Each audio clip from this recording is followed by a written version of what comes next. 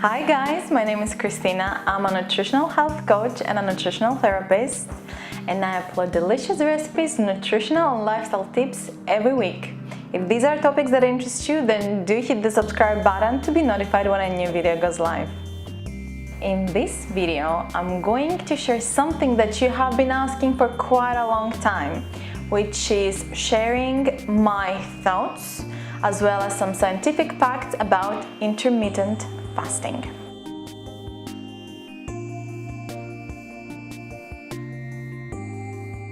Intermittent fasting is really popular these days because of the light shown on its benefits by the scientific community. So let's have a look at some of those benefits.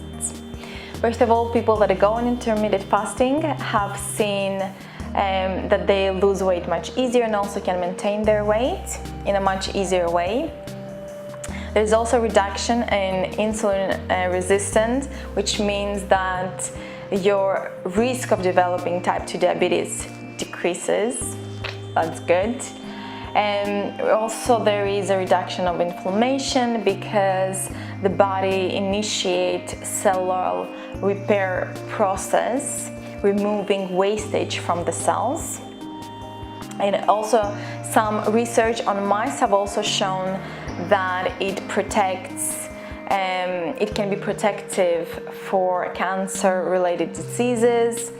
But obviously these studies haven't been done on humans, so just take this with, I guess, a pinch of salt. It also increases the growth of new neurons, and as a result it's being protective of brain-related diseases such as Alzheimer's disease. And last but not least, it adds years to your life. Intermittent fasting refers actually to the cycle of eating and not eating. It doesn't so much focus on what you need to eat within that cycle of eating, but as much as on how many hours you stay in a fasted state.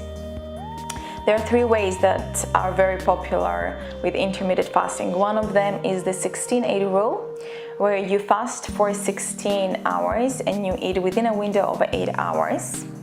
Then there is another type of fasting, which is the 5-2 diet, if you have heard it, where you eat anything you want for 5 days and you fast for 2 days. You eat something, but it's within the 500 calorie limit.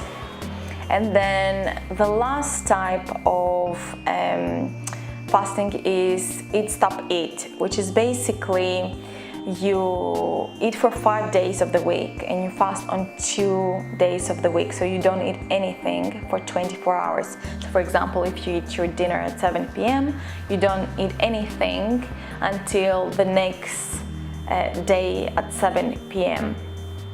Now, I don't advertise any of those. I think if you want to try and do intermittent fasting, you can do that and you can experiment with which way is best for you.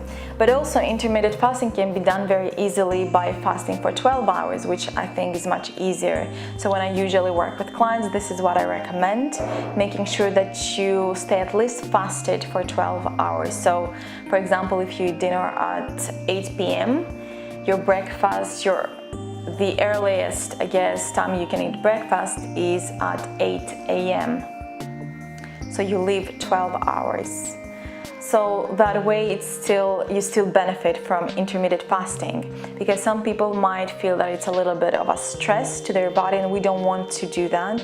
So if you feel stressed thinking about intermittent fasting, then just keep it all together, because stress causes other health issues and we don't want that.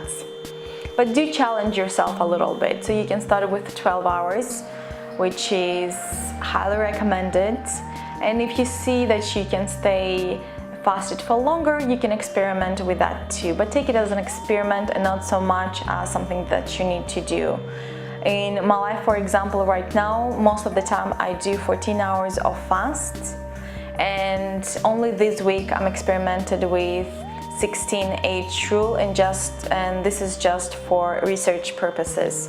But most of the time 14 hours is perfect for me. This is what I've seen work for me great.